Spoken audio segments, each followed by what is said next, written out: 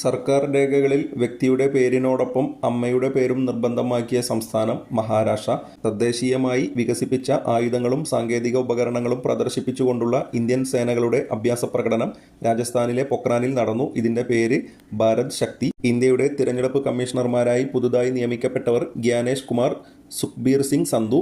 കേന്ദ്ര സാഹിത്യ അക്കാദമിയുടെ 2023 പരിഭാഷാ പുരസ്കാരങ്ങൾ ലഭിച്ച മലയാളികൾ PK രാധാമണി, KK ഗംഗാധരൻ.